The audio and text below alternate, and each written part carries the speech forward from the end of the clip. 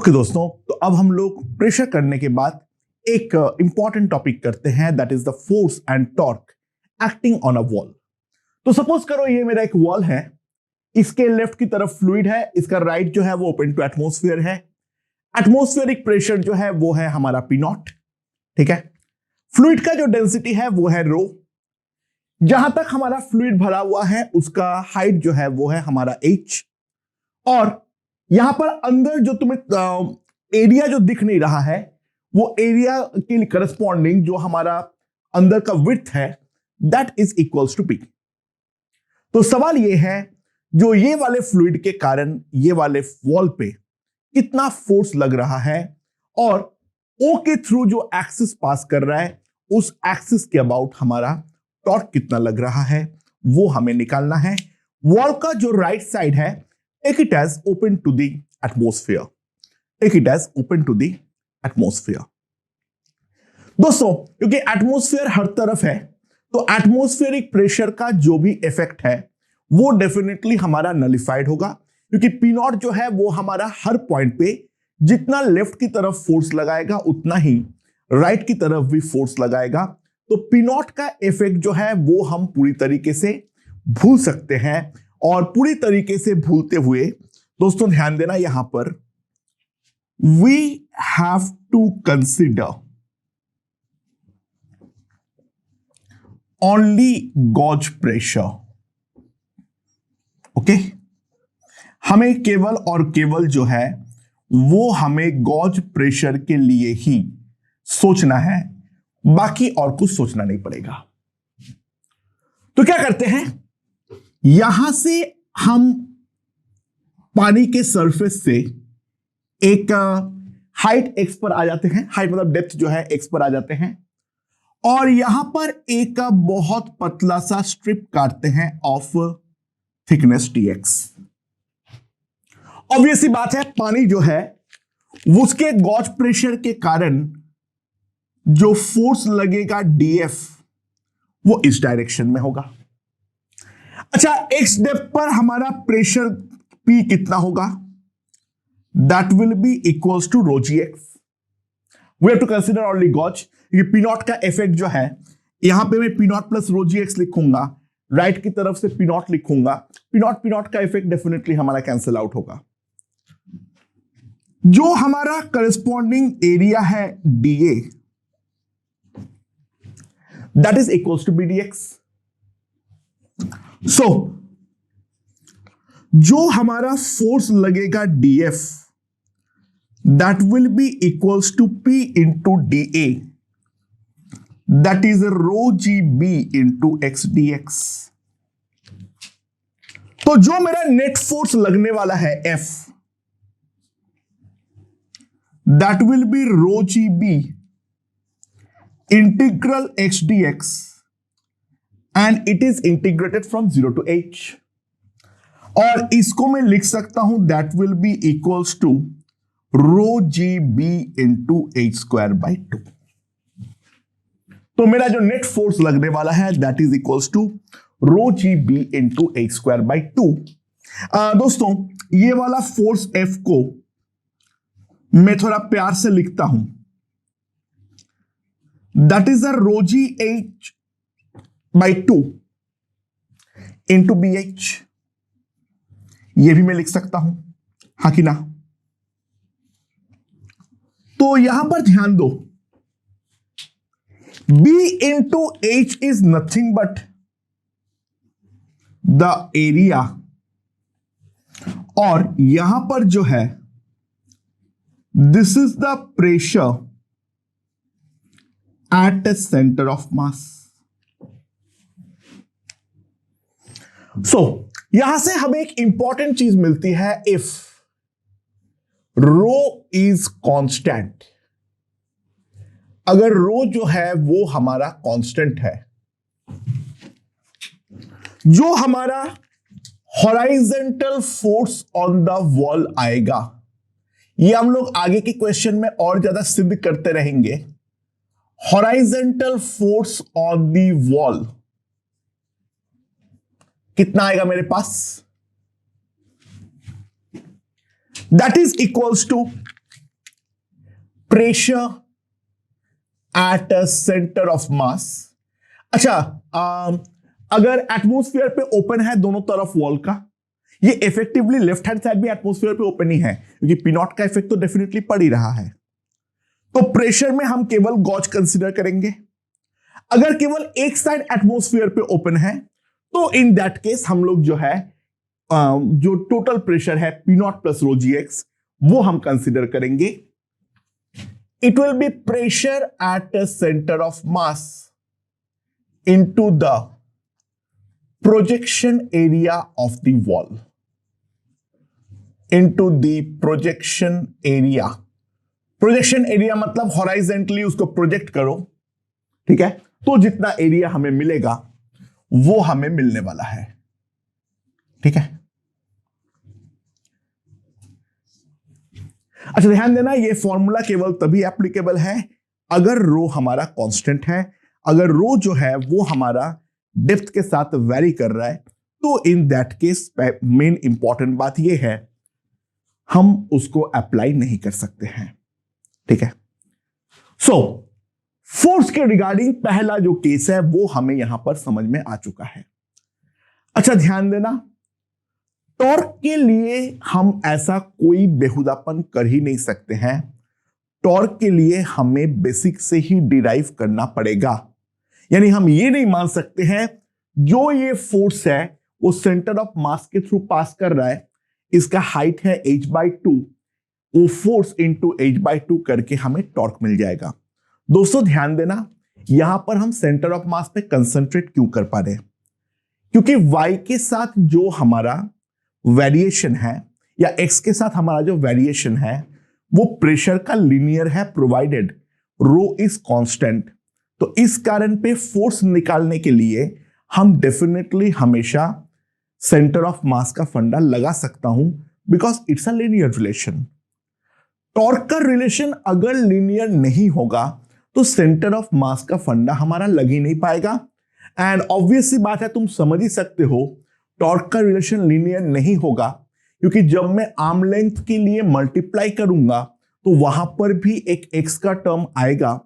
Force DF खुद x के साथ रिलेशन रखेगा और जो हमारा आर्म लेंथ है वो भी हमारा एक्स के साथ रिलेशन रखेगा। So in most of the cases we will get a quadratic regarding this particular thing. We will get a quadratic regarding this particular thing. तो ऑब्वियस सी बात है वहां पे सेंटर ऑफ मास का कोई फंडा है ही नहीं।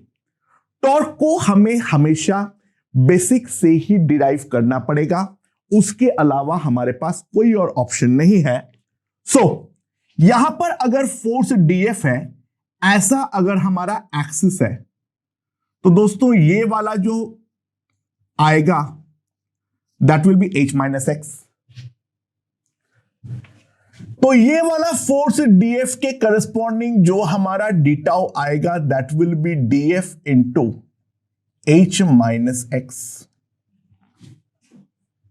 तो मेरे पास कितना आएगा, that will be equals to rho G B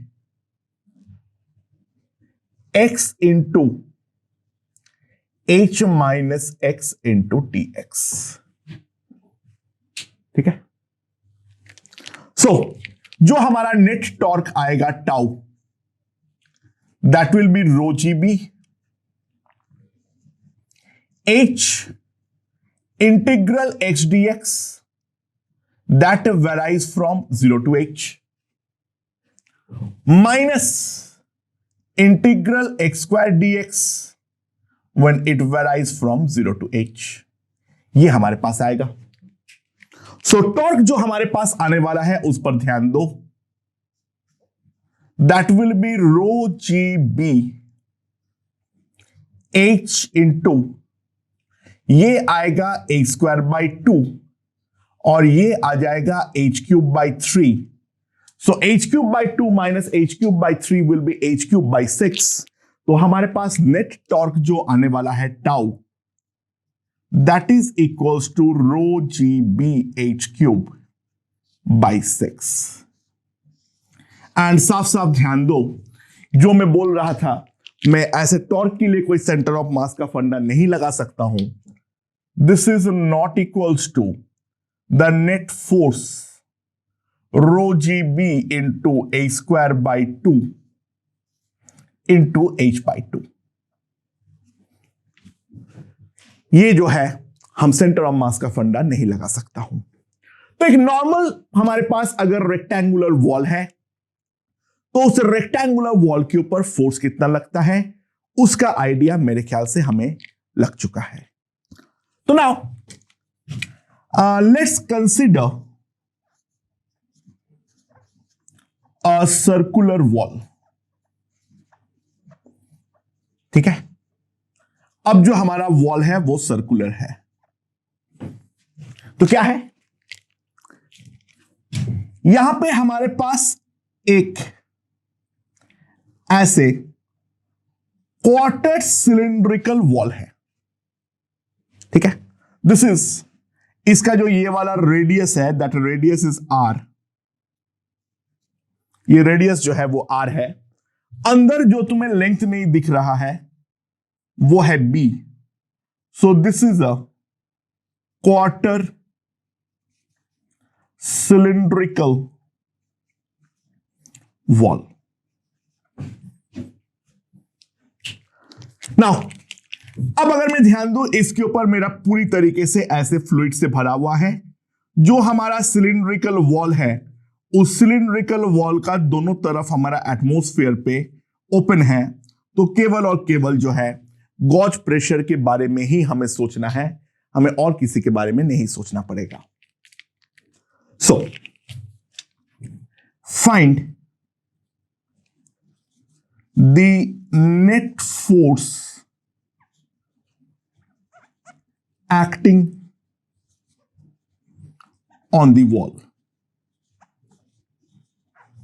wall के ऊपर हमारा कितना फोर्स लग रहा है वो हमें यहां पर निकालना है। अच्छा दोस्तों, ध्यान देना यहां पर एक इंपॉर्टेंट चीज, यहां पर जो फोर्स होगा उसमें दोनों हिस्सा आएगा।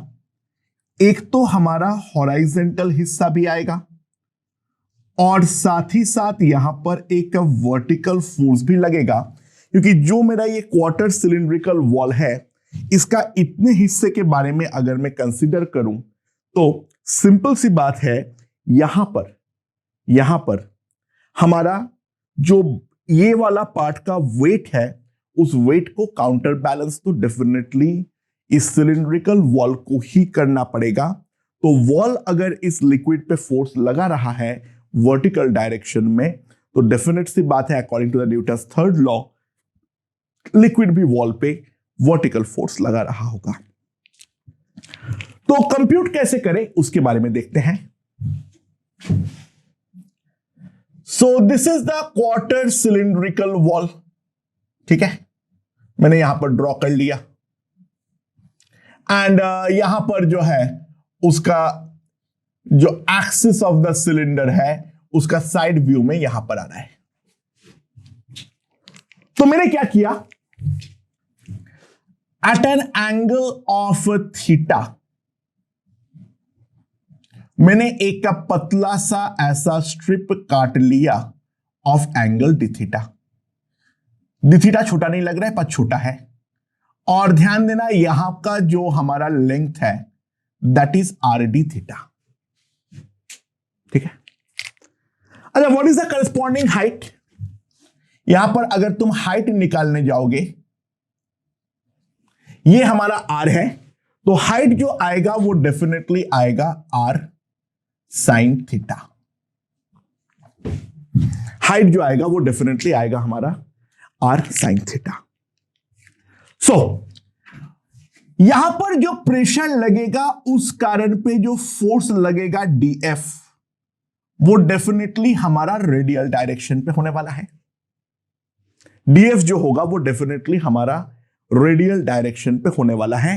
और ये वाला डीएफ का दो कंपोनेंट होगा, एक ऐसा और एक ऐसा, जो हम साफ साफ देख सकते हैं। और ये वाला एंगल जो है that angle is again theta.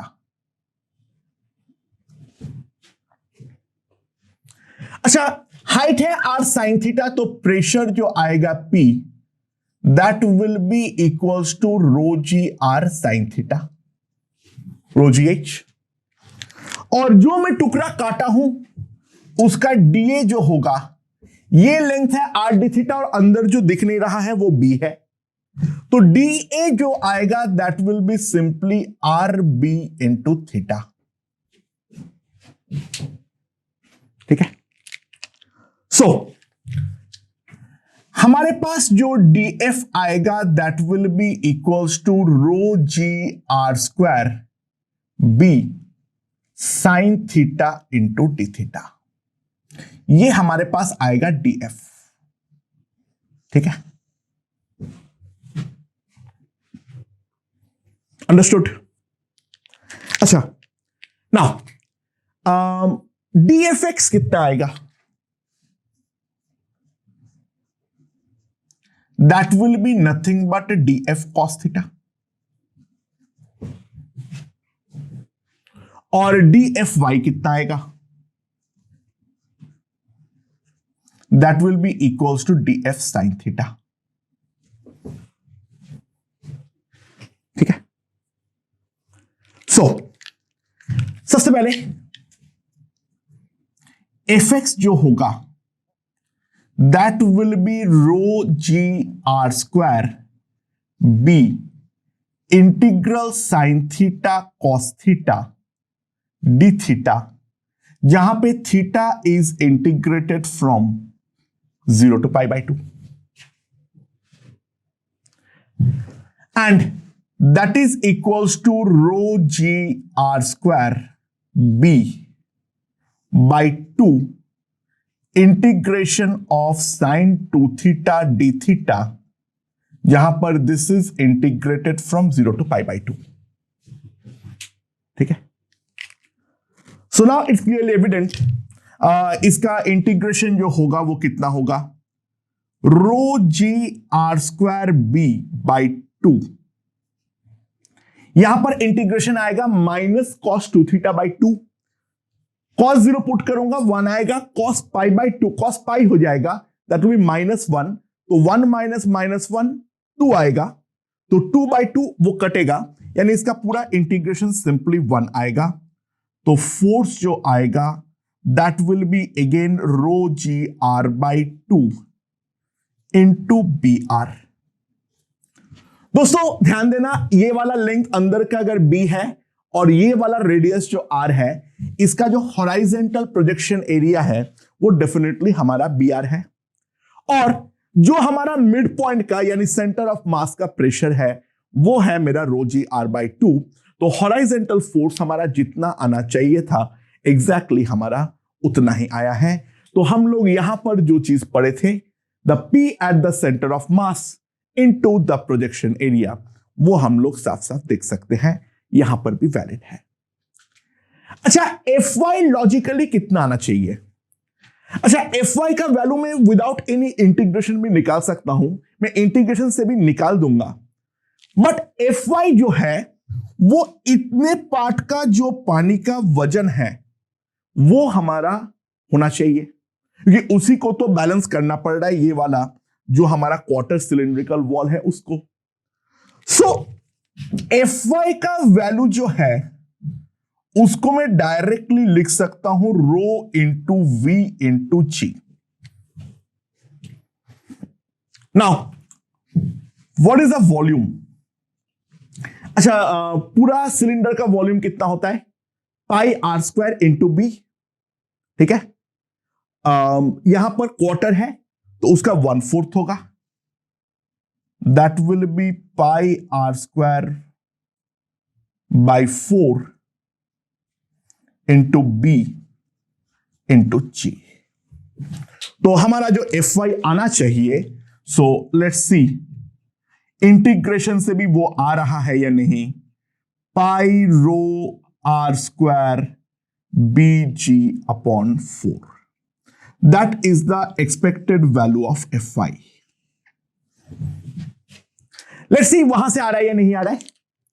F Y का अगर मैं इंटीग्रेशन करूंगा, F Y that will be simply rho ji are square B integration of sine square theta D theta that is integrated from 0 to π/2। And now इसको अगर मैं integrate करूंगा तो इसके इंटीग्रेशन के लिए आएगा rho ji are square b/2 0 to π/2। 2 sine square theta को मैं लिख सकता हूं 1 माइनस cos 2 थीटा रे थीटा। तो मेरे पास Fy जो आएगा वो कितना आएगा, rho ji are square b/2। अच्छा, 1 का इंटीग्रेशन डिथीटा यहां पर तो सिंपली आएगा π/2 और इस वाले पे आएगा sine 2 theta by 2, but sine 0 भी 0 है और साइन पाई भी 0 है, यानी cos 2 थीटा का इंटीग्रेशन जो होगा दैट विल बी सिंपली 0। तो इंटीग्रेशन से भी हम सेम जगह पर अराइव कर रहे हैं जो कि करना भी चाहिए था, that will be equals to pi rho ji B square by 4। ठीक है, आई होप ये चीज हमें समझ में आ गया है। अच्छा, टॉर्क निकालने के लिए कोई बोल सकता है about an axis passing through. Torque निकालने के लिए कैलकुलेशन थोड़ा टफ है, ध्यान देना। ओ से जो ये डिस्टेंस होगा यहां पर ओ के एक्सिस के अबाउट, तो डी एफ वाई जो है वो बोल रहा है ऐसे घूम, और डी एफ एक्स जो है वो हमें कैसे घुमाना चाह रहा है, वो भी ऐसे ही घुमाना चाह रहा है। तो दोनों टॉर्क जो है वो सपोर्ट कर रहा है। तो दोस्तों ध्यान देना, ये वाला जो डिस्टेंस होगा that will be R cos theta, और ये जो डिस्टेंस होगा that will be R into 1 minus sine theta. तो डी टाउ जो होगा that will be equals to D F X into ये डी एफ एक्स, उसके लिए ये वाला डिस्टेंस लेना पड़ेगा R into 1 minus sine theta plus D F Y into R cos theta. ठीक है, तो इसको हमें जो है इंटीग्रेट करना पड़ेगा। एंड अगर मैं ध्यान दूं कितना आ जाएगा मेरे पास, that will be equals to rho ji are square b. चलो यहां पे आर तो ले लो, यहां पे आर क्यूब तो कर ही दो। ठीक है, साइन थीटा और उसका भी एक कॉस थीटा, तो sign theta cos theta into 1 minus sine theta plus sign square theta into cos theta, ये हमारा आएगा। अच्छा, यहां पर अगर मैं देखूं मेरा sign square theta cos theta वाला टर्म जो है वो हमारा कैंसिल आउट हो रहा है, वो हमारा कैंसिल आउट हो रहा है। तो नेट टॉर्क जो होगा that D tau will be rho ji R cube into B into sine theta cos, sorry D theta लिखना भूल गया था मैं, हाँ, sine theta cos theta D theta that is equals to rho g r cube b by 2 into sin 2 theta d theta, ये हमारा आने वाला है। ठीक है, एंड इसको अगर मैं इंटीग्रेट करूंगा अगेन 0 to π/2, इसका वैल्यू तो हम जानते हैं 1 आता है। तो जो हमारा नेट टॉर्क आएगा tau, tau will simply come out to be rho ji R cube B by 2। ठीक है, अब नेट फोर्स को पूछेगा तो वो under root F X square plus F Y square है। ये सब छोटी छोटी बातें चलती रहेगी। तो मेन जिस तरीके से हम प्रॉब्लम को सॉल्व करते हैं वो मेरे ख्याल से अभी दिमाग पे क्लियर हो चुका है। अब कुछ क्वेश्चंस हम लेते हैं और उसके थ्रू इस चीज को और अच्छे से समझते हैं, राइट? ओके दोस्तों, तो पहला क्वेश्चन देखते हैं। मेरे पास यहां पर एक सिलिंड्रिकल कोई सब्सटेंस है, अंदर का लेंथ b है, रेडियस जो है वो है हमारा r। इसका एक साइड में एग्जैक्टली ये आधे हाइट तक जो है मेरे पास एक 3 रो का लिक्विड है, और जो राइट हैंड साइड है उस पर मेरा एक 2 रो का लिक्विड है, और ये जो है वो हमारा हाइट h तक है। ठीक है, so find h for the equilibrium of the cylinder. अच्छा, पहला सवाल यहां पर यह उठता है, क्या इसका रोटेशनल इक्विलिब्रियम रहेगा या नहीं रहेगा। दोस्तों, यहां पर से कोई भी एक पॉइंट पे जो भी हमारा फोर्स जाएगा वो फोर्स हमेशा सेंटर के थ्रू पास करेगा। तुम कहीं पर भी ले लो, all forces pass through the centre. जितना भी फोर्स है वो सारे के सारे हमारा सेंटर के थ्रू पास करता है। That implies torque due to all forces is equals to 0। ये सेंटर के अबाउट जितना भी फोर्स का टॉर्क होगा वो सारे के सारे हमारा 0 होगा। यानी ऑब्वियस सी बात है, no rotational tendency. So irrespective of मैं कहां पे भर रहा हूं, क्या भर रहा हूं, it doesn't matter. Rotational equilibrium is always maintained। Rotational equilibrium के बारे में तो हमें सोचने की जरूरत ही नहीं है, यहां पर वो हमेशा ही मेंटेन होने वाला है। हमें जो कंसीडर करना है वो केवल और केवल जो ये वाले के कारण जो मेरा हॉराइजेंटल फोर्स लगेगा F1। अच्छा, वर्टिकल जो भी होगा वो नॉर्मल बैलेंस करेगा। vertical force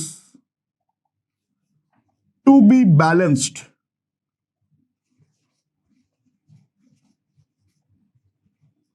via normal।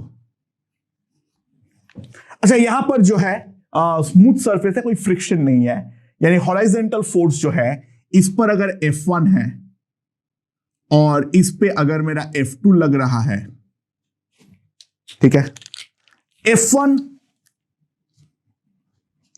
must be equals to F2 for horizontal force balance। अच्छा, F1 के बारे में तो हम लोग पढ़ चुके हैं क्या होता है। सो F1 का जो वैल्यू आएगा वो कितना आएगा, ये वाला जहां तक है ये कितना है, H है, तो इसका H/2 पर हमारा कितना आएगा, pressure rho G into H/2 into the projection area. ध्यान देना, वो एक रेक्टेंगल होगा जिसका ये वाला जो होगा that will be equals to H, और अंदर जो है वो है हमारा B। तो F1 will be simply equals to the force at the center into the projection area। and similarly जो हमारे पास F2 आएगा, सॉरी रो नहीं, 2 रो, F2 जो आएगा that will be equals to 3 rho G into R/2 into RH, the projection area। so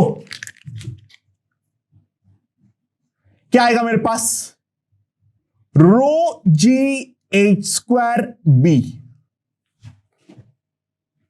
that will be equals to 3 rho G R² B by 2। This is B।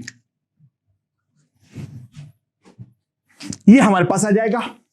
तो now simply रो cancel कर दो, जी cancel कर दो, B cancel कर दो, तो हमारे पास यहां से आ जाएगा h square equals to 3r² by 2, यानी h जो होना चाहिए दैट इज √3/2 इंटू r। यहां तक जो है वो हमें भरना चाहिए, तब हमारा ट्रांसलेशनल इक्विलिब्रियम भी रहने वाला है। ध्यान देना, इसका रोटेशनल इक्विलिब्रियम जो होगा वो हमारा हमेशा मेंटेन होगा। इस पॉइंट के अबाउट कोई टॉर्क हमारा अप्लाई नहीं हो रहा है। ओके दोस्तों, एक अच्छा क्वेश्चन देखते हैं। मेरे पास एक कंक्रीट ब्लॉक है, रेक्टेंगुलर ब्लॉक है, ये है हमारा y, ये वाला है x। अंदर जो तुम्हें दिख नहीं रहा है, अगर उसकी जरूरत पड़े तो टेक इट एज b। इसका लेफ्ट हैंड साइड में वाटर है, ठीक है। वाटर जो है वो हाइट z तक है, ठीक है, एंड z जो है वो 3x/4 है। ए पॉइंट पे, ए के अबाउट जो एक्सिस है उसके अबाउट ये कंक्रीट ब्लॉक जो है वो हमारा हिंज्ड है, तो स्लाइडिंग होने का कोई सवाल नहीं पड़ता है, but there may be a case of toppling. Concrete wall का जो डेंसिटी है that is equals to 2.5 gram per centimetre cube. तो सवाल यहां पर यह पूछा गया है जो y/x का मिनिमम वैल्यू क्या होना चाहिए जो कि हमारा ये कंक्रीट ब्लॉक हमारा टॉपल ना कर जाए। सो किस तरीके से इस वाले सवाल को सॉल्व करेंगे, लेट्स सी। अच्छा, जो हमारा कंक्रीट ब्लॉक है, ये कंक्रीट ब्लॉक में एक तो हमारा डेफिनेटली mg जो है वो हमारा लगने वाला है, और इसके अलावा जो एक हॉराइजेंटल फोर्स है वो हॉराइजेंटल फोर्स भी हमारा लगने वाला है, ठीक है। अच्छा, तो मैं लिमिटिंग केस सोच रहा हूं, वो है ड्यूरिंग टॉपलिंग। जब हमारा ये टॉपल करने वाला है उस केस में हमारे साथ क्या होगा, लेट्स सी, ठीक है। So in the case of toppling, जो हमारा कंक्रीट ब्लॉक है उसके सेंटर से जो है वो लग रहा है हमारा mg। जस्ट जब टॉपल कर रहा होगा वहां पर इस पे एक लगेगा नॉर्मल, और इसके अलावा यहां पर एक हॉराइजेंटल फोर्स है जिसका टॉर्क मुझे निकालनी है, वो मैं निकालूंगा। और फोर्स निकाल के हम कुछ उखाड़ नहीं लेंगे क्योंकि हम जानते हैं जो उसका लोकेशन के बारे में हमें कोई आइडिया नहीं रहता है, डायरेक्टली हम टॉर्क निकालेंगे। तो सिंपल सी बात है, क्योंकि यहीं पर हमारा एक्सिस है, यहीं पर हमारा एक्सिस है, तो सिंपल सी बात है नॉर्मल का टॉर्क हमारा 0 हो जाएगा। सो tau of mg must be equals to torque due to the water pressure, ठीक है। सिंपल सी बात है, ये हमारा आएगा। सो इसके निकालने के लिए क्या करेंगे, यहां से at a distance of l एक छोटा सा टुकड़ा काट लो ऑफ लेंथ dl। तो प्रेशर जो आएगा वो हमारे पास कितना आएगा, that will be equals to ρgl, और एरिया dA जो हमारे पास होगा that will be equals to b into dl। तो जो हमारे पास फोर्स आएगा dF that is equals to ρgb into LDL, और एक्सिस से अगर मैं डिस्टेंस के बारे में देखूं, dF तो ऐसा पास करेगा, ये वाला डिस्टेंस जो आएगा that will be nothing but z minus l। So जो हमारा टॉर्क आएगा d tau that will be ρgb z minus l into LDL। So torque tau जो हमारे पास नेट आएगा that will be equals to ρgb into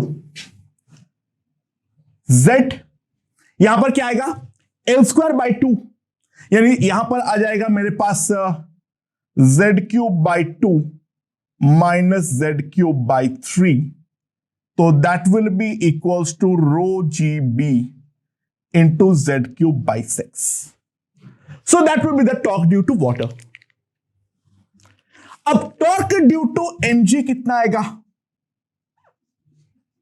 अच्छा, इसका mass कितना होगा? Mass of density of concrete into the volume, that will be equals to XYB into ये वाला डिस्टेंस, यहां पर ये डिस्टेंस जो होगा that will B y/2.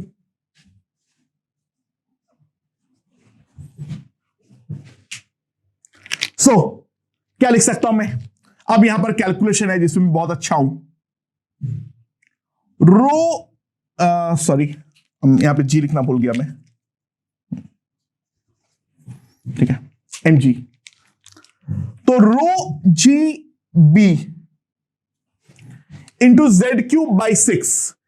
Z जो है वो है 3x/4, इसका क्यूब करूंगा तो 27x³ बाई 64 आएगा.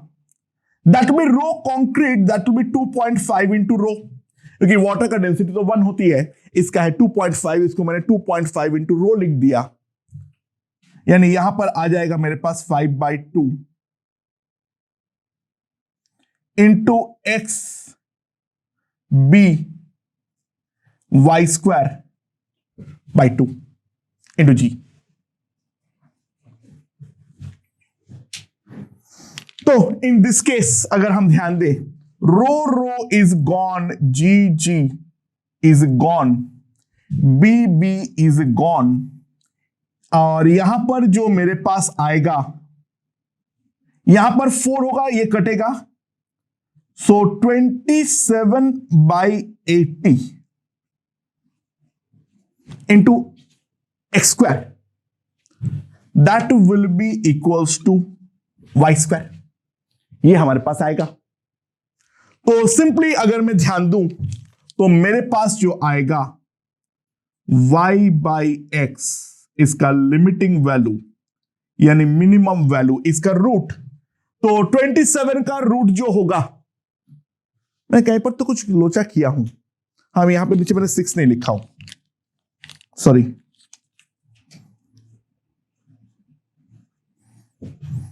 सॉरी, एक बार रिकैलकुलेट कर लेते हैं. तो 1 2 कटेगा, यहां पर 9 आएगा, और 1 2 कटेगा, यहां पर 32 आएगा. 1 2 कटेगा, यहां पर 9 आएगा, और यहां पर 1 2 और कटेगा, 32 आएगा, यहां से 5 आके ये बनाएगा 160. ठीक है, that into X square equals to Y square. ठीक है, सो मेरे पास क्या आ जाएगा, y/x का जो मिनिमम वैल्यू आएगा दैट विल बी कितना आ जाएगा, 3/4 रूट 10. y/x का जो मिनिमम वैल्यू होगा that will be 3/4 root 10. Okay, तो दोस्तों अब दूसरे पार्ट में क्या डिफरेंस होगा? अच्छा, दूसरे पार्ट वाले केस में बाकी सब तो सेम है, लेकिन एक इंपॉर्टेंट चीज ध्यान दो, जो हमारा कंक्रीट है, ये वाले कंक्रीट के नीचे भी एक वाटर का पतला सा लेयर है, और यहां पर वाटर में हर पॉइंट का प्रेशर जो है, that pressure will be equals to rho G Z. और वो प्रेशर के कारण पूरा का पूरा सरफेस में अगर हम ध्यान दें, वो हमारा इस तरीके से एक अपवर्ड फोर्स लगाएगा, एंड क्योंकि ये यूनिफॉर्म फोर्स है हर पॉइंट पे, वो वाला जो नेट फोर्स है ये मैं मान सकता हूं that is passing through the centre of it. तो यहां पर जो हमारा फोर्स का वैल्यू आएगा, रो जी जेड, एरिया कितना होगा, ध्यान देना, एरिया जो होगा that will be nothing but y into B. जो नीचे वाला एरिया होगा, यहां पर y और अंदर b, एरिया है y इंटू बी, तो that will be equals to rho G Z y into B. ये हमारे पास आएगा। और ये जो टॉर्क है, ध्यान देना, ये भी हमारा उजाड़ने वाला टॉर्क है अबाउट पॉइंट ए। तो ये वाला टॉर्क और ये वाला टॉर्क अब दोनों आपस में ऐड होगा, यानी rho ji b by 6 into z cube plus rho ji b z y into y by 2। ठीक है, अब इस सेंटर के थ्रू पास करते हुए मानूंगा, तो यहां पर हो जाएगा Z Y square by 2, that will be equals to rho concrete, that is equals to 5 rho by 2 G B, वो वाला टर्म तो आएगा ही आएगा, जी बी का टर्म, और बाकी जो आएगा that will be X Y square by 2, ये हमारे पास आएगा। ठीक है, ध्यान दो। सुना, अब सिंपल कैलकुलेशन बच गया है। ये रो जी बी का टर्म तो काट के खुश हो जाओ हर जगह पे। तो मेरे पास जो आएगा that will be equals to Z cube plus 3 Z Y square, और यहां पर अगर मैं काटूं तो 3 5 15 बाई 2 एक्स वाई स्क्वायर। ठीक है, 6 से मैंने मल्टीप्लाई कर दिया। अच्छा, जेड क्यूब जो आएगा that will be nothing but 27 X cube by 64 plus 9 X by 4 into Y square 15 X Y square by 2, ये हमारे पास आएगा। अब एक एक्स काट दो, तो हमारे पास जो आएगा that will be 27 X square by 64, that will be equals to 15 Y square by 2 minus 9 Y square by 4। So यहां पर कितना आएगा, 30 माइनस 9 21, तो मेरे पास आ जाएगा 27 X square by 64 21 Y square by 4। ये काट दो, तो Y square by X square का जो वैल्यू आ जाएगा यहां पर, तो यहां पर तो काटो 16 आएगा। ठीक है, यहां पर तो 16 आएगा, और ऊपर 9 आएगा और नीचे 7 आएगा। Again calculation. ठीक है, सो y बाई एक्स का जो हमारा मिनिमम वैल्यू आएगा ये वाले केस में, that will be equals to 3 by 4√7। ये है दोनों का लिमिटिंग वैल्यू, जो कि हमारा टॉपलिंग ना हो। आसान सवाल ही था। ठीक है, नीचे का लेयर ऑफ वाटर का इंपॉर्टेंस समझो। वाटर के कांटेक्ट में है तो वाटर तो हर डायरेक्शन में प्रेशर लगाएगा, और उस पॉइंट का प्रेशर जो है वो फिक्स हो जाएगा, एंड उसके करस्पॉन्डिंग जो टॉपलिंग फोर्स है वो भी आने वाला है। तो सेकेंड वाले केस में ज्यादा आसानी से टॉपल होगा एज कंपेयर टू पहला वाला केस। हम देख सकते हैं वहां पे साफ साफ, यहां पर y बाई एक्स का लिमिटिंग वैल्यू हमारा छोटा आया है, और वहां पर y बाई एक्स का मिनिमम वैल्यू हमारा डेफिनेटली बड़ा आया है। y जो है वो टॉपलिंग को रोकने का ट्राई करेगा। x जितना छोटा होगा उतना मुश्किल से टॉपल होगा, y जितना बड़ा होगा वो भी उतना ही मुश्किल से टॉपल होगा। ये बात पे ध्यान रखना है। ओके दोस्तों, तो मेरे पास एक क्वार्टर सिलिंड्रिकल ऐसे कंटेनर है। ये क्वार्टर सिलिंड्रिकल कंटेनर को मैं बीच में कहीं से भी एक केबल के सहारे बांध रखा हूं, ठीक है, ये वाले वर्टिकल दीवार के साथ। ये वाला पॉइंट जो है वो हमारा हिंज्ड है, ठीक है। ये जो पूरा का पूरा है ये इस तरीके से है, जी हमारा इस डायरेक्शन में है, ठीक है। ये कंटेनर को खुद को मासलेस मान लेना। जो लिक्विड है अंदर उसका डेंसिटी हमारा रो है। दो हमें हेल्पिंग वैल्यूज दिया हुआ है, कहीं पर जरूरत पड़ने पे वो हम यूज करेंगे। तो वहां पर जो केबल वहां पे बंधा हुआ है उस पर टेंशन हमें निकालनी है।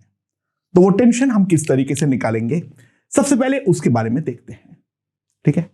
अच्छा, यहां पर जो है फोर्स एनालिसिस से हमें फायदा नहीं मिलेगा, क्योंकि जो हमारा हिंज है वो हमारा कोई भी अननोन अमाउंट ऑफ हॉराइजेंटल और वर्टिकल फोर्स लगा सकता है।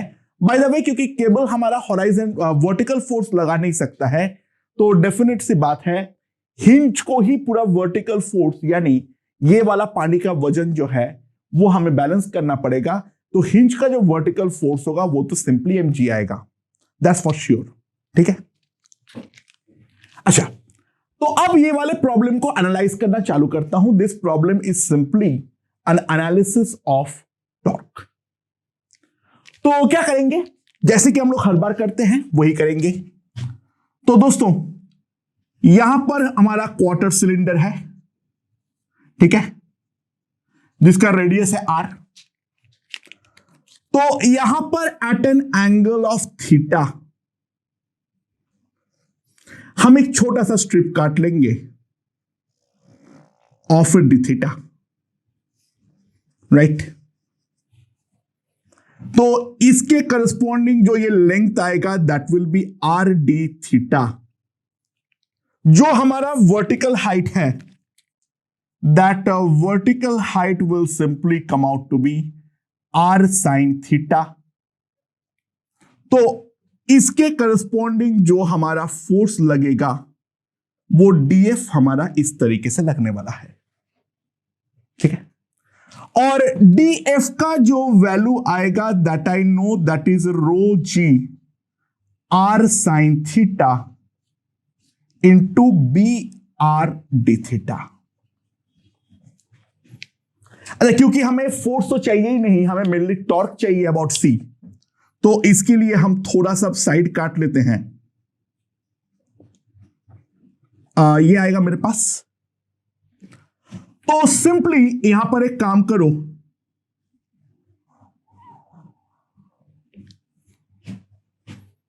यहां पर इससे परपेंडिकुलर डाल दो, ठीक है। दोस्तों ध्यान देना, ये हमारा आर है, ये 90 माइनस थीटा है, तो ये है angle theta. So this is R, this is theta.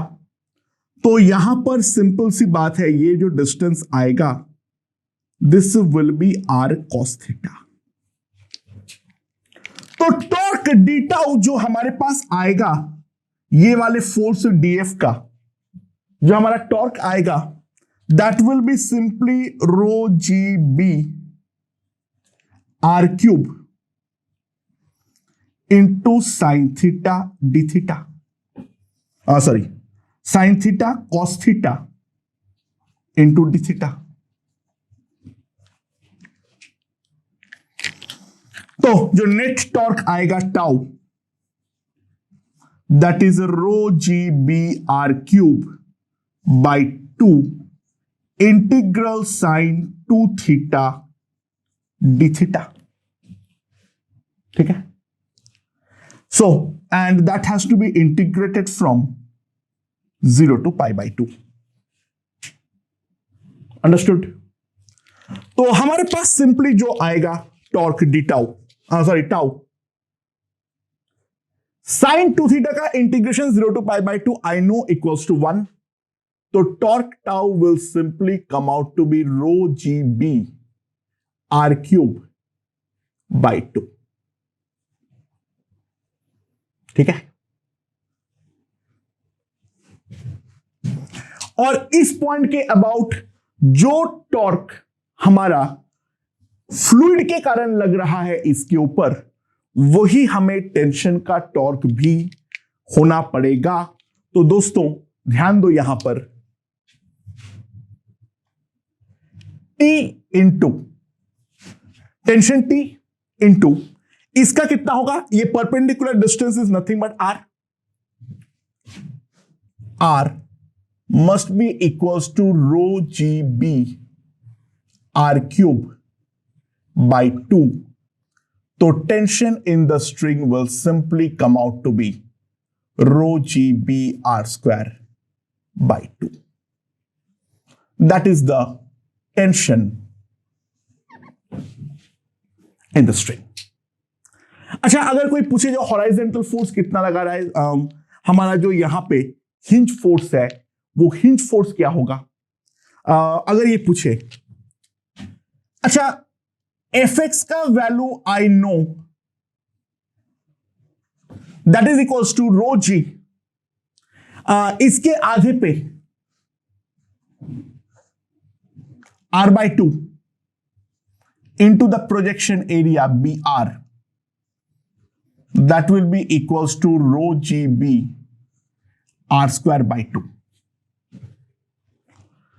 और Fy जो हमारे पास आएगा वो है पाई R square B by 4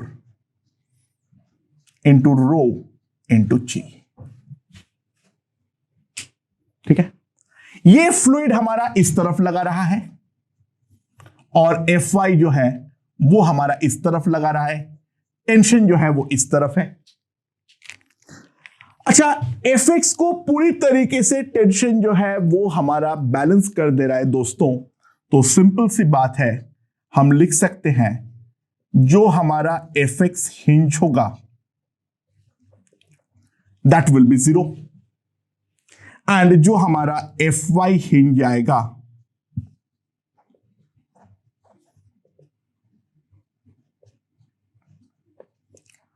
rho GB by 4 in the upward direction। काफी सिंपल क्वेश्चन है, अभी तक जो हम करते आए हैं एग्जैक्टली सिमिलर क्वेश्चन है।